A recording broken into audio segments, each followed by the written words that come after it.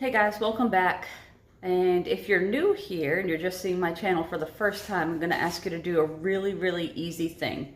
Get your finger, push the subscribe button, super easy. Helps me out, helps get out the word about prepping, and I appreciate it. So anyway, today I am doing a part 2 of the prepping for beginners grid down. And basically what I did was I read through every single last comment. And I took your guys' ideas. I took every single last suggestion. I wrote it down. I compiled a little list. And these are other great suggestions, by the way, that you guys gave for beginners that people need to have on hand. People need to start stockpiling or just get one of at least in case of a grid down situation. So I want to say thank you to all you guys who left comments, and I appreciate every last one of you because honestly, I get so much more out of this than I think you do. I learn so much through you guys, and I appreciate it. So if you haven't watched that video yet, make sure to go back. I think it's like 2 videos ago. Watch that whole video because I don't want people commenting in this video, oh, you forgot this, you forgot that. This is all the other stuff that I did not mention in the first video. So it's not a complete list, it's just an amended list. So go back and watch that video before watching this one. Okay, so of course in the last video we did mention food. I just wanted to show you a couple things I grabbed recently. I am always stockpiling chicken noodle-os and like Chef Boyardee type things that I know my son is going to eat.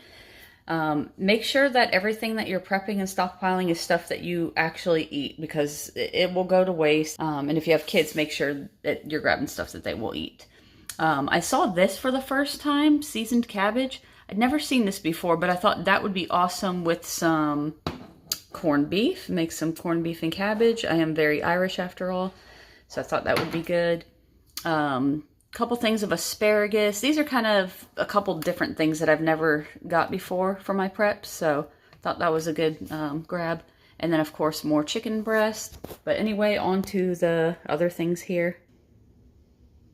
Okay, so like I said before, these are just things that were not mentioned in my last video, but were suggested by you guys.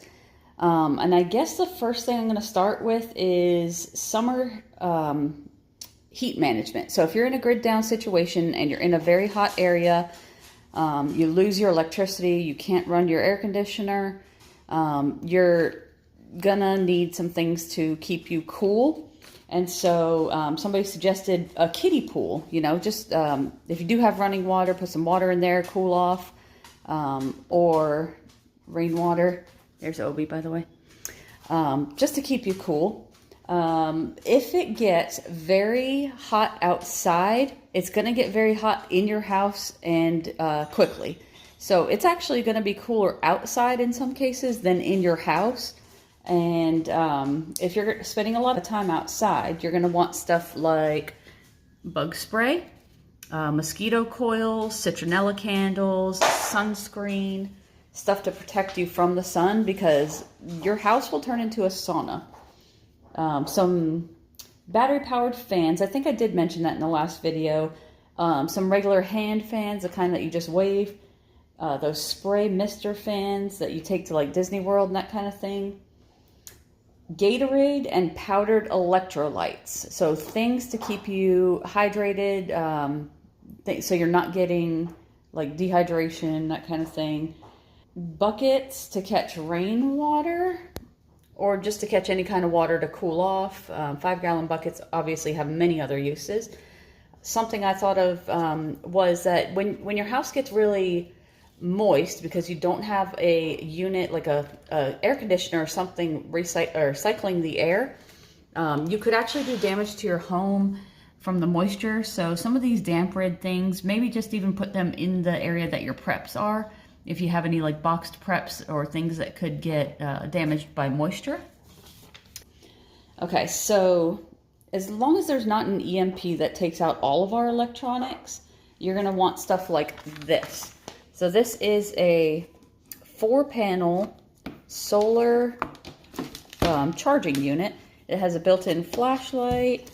On this side, there's a couple USB thingamajigers there. And then I think that's it on this one. And then also somebody suggested an emergency radio, which this is one of my favorite things I've ever purchased. It is a weather band radio, AM, FM, shortwave. It has a charging thing right here. I don't want to set off the alarm because every time I flip this over, the alarm goes off, but there's a USB charger there. There's a floodlight, a flashlight, and an SOS alarm, which is incredibly loud. I've actually set it off on accident before. Just to, you know, if there's any kind of radio signal out there, emergency broadcasting, you will get that signal. And this does like everything you could possibly imagine. I'm going to link this below, and then as many other things as I could possibly think of will be linked below.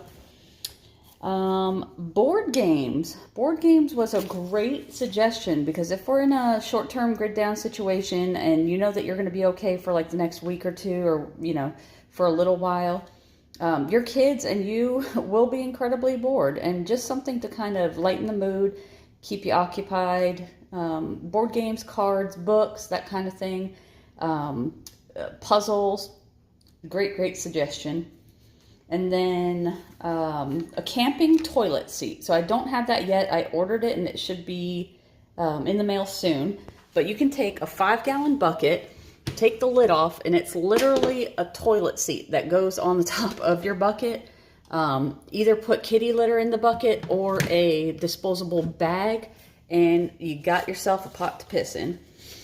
So yes, very important if the sewage treatment facilities aren't working or the water's not running, to be able to flush your toilet. Now, another thing, fire extinguishers. Just in case you are cooking indoors or in your garage and using gases that you normally don't use or fuels that you normally don't use, just a fire extinguisher to keep you safe. Extra can openers for all your canned goods. Solar yard lights. And then we have some repair type items. So we have zip ties, some duct tape, a staple gun, tarps, contractor bags, anything that you can do quick repairs with. It might be that there's a hurricane, you have water like you know, coming through a broken window in your house. Then we have, this is my solar shower. I think I put this in one of my videos before, but basically it's a hanging shower that heats up. If you have water to put in there just to clean yourself up, that's a good thing to have. And then the device that these go into, very important. I don't like talking about it in my videos because I don't know about the algorithm and all that, but self-defense. Whatever form of self-defense you find suits you best. And then things like this, I got this at Walmart for like, I think it was like $9 or something. This was in the car and tire section. It's a AM, FM, another radio with a flashlight, with a power bank, hand crank, battery powered, solar powered. And if you ever happen to go in the automotive section and find these, they're usually really cheap because they're on sale because nobody buys them. And then, of course, your freeze-dried type foods. So these last, 20, 25 years. These, you know that you can stock up on, and they're going to be good for a long time. You don't have to worry about... Sorry, that's my dog. He wants to go out, apparently. You don't have to worry about them going bad on you. They're easy. You just add water. This one was recently on sale, I think, for like $16, $17 on Amazon. I usually wait till Augustin Farms go on sale for like $8 to $12. I feel comfortable for a number 10 can paying that amount. Okay, so this water container here, I had multiple comments, like many comments about storing those milk jug type containers of water and how they tend to leak. And apparently a lot of people had a bad experience with it. So this is actually the proper way to store water. This is a BPA-free water storage 6-gallon container. You'll be able to store your water for quite some time in that and not worry about these containers breaking down and then leaking all over your house or wherever you're storing them. I do briefly want to address the list of grid down items for a winter situation. So warm clothes, wool socks, beanies, anything like to pile on to keep you warm. Thick blankets, wool blankets, a Mr. Buddy propane heater, if you can find one. They definitely went way up in price since the Texas freeze situation. Grab one if you can. Hot hands warmers, a way to insulate your windows or sliding glass doors. So anything you can do to prevent the cold from getting into your windows, whether it's stapling blankets, nailing blankets to the windows, that kind of thing. Or if there's any windows that have a little bit of cold airflow through them in like a crack or something, block those off, tape them up. And then those emergency blankets, the the ones that like are orange and metal looking, I think they're some kind of mylar material. Those actually take and hold your heat in to keep you warm. So those are also very helpful to have. And I'm so excited because I've been vindicated on the whole jet boil situation. Alaska Prepper, a couple days ago, I think, did a review on the jet boil system, and it's amazing. He thought it was amazing too, and that's why I feel vindicated, because some people were telling me, no, don't waste your money on that kind of thing, but I use this. I know it's tried and true, and this thing is amazing. Basically, you have your fuel canister, which is an isobutane propane mixture. You have your little kettle type thing here to put your water in. This is an insulated mug kettle. And then on this end, you just attach that to the actual tank. And within a minute and a half or less than 2 minutes, you have 2 cups of water boiled. That's incredibly useful as far as saving the fuel and getting hot water fast, because time is of the essence in a grid down situation, and you don't want to be burning fuel by having to burn it for like 10-15 minutes to get it to a boil. So if you ever have the opportunity to get one of these, again, I'll link it below. These are amazing additions to your preps. Okay, and as quickly as I can, I'm going to go through my little first aid kit here. It's always a good idea to have one of these. Easily accessible. You don't know if something's going to happen and you won't be able to get to the hospital, or they won't be open, or you don't have gas, anything like that. You want to be able to take care of minor injuries on your own. And I do realize this is not a trauma kit and I'm missing a lot of things. But I'm going to show you what I have here really quick. These are Benadryl for either allergies or somebody has like a severe allergic reaction to something. These are essentially chewable Pepto-Bismol, anti-diarrhea, nausea, stomach ache, indigestion, all that kind of stuff. So some of those. And then another antacid, which I've had to bust into. We have some bacitracin zinc for wounds, cuts, that kind of thing. Hydrocortisone cream. Maybe somebody walks into some poison ivy or something, or has a bad rash. Some more anti-itch cream. I think it's similar, but maybe different ingredients to the hydrocortisone cream. And then I have some triple antibiotic ointment. I don't know if that's focusing properly. Anyway, again, for cleaning cuts, that kind of thing. I have a bunch of these hand sanitizer. These are individually wrapped like doses of hand sanitizer. Got these at Dollar Tree in a big pack. Have some acetaminophen. Some ibuprofen. A lot of this stuff I got at the Dollar Tree, by the way. My son does not like to swallow pills, so I got him the children's ibuprofen. Some eye drops, in case you get something in your eyeball. This is like medical tape. That's one cloth type. This is more like a sports tape.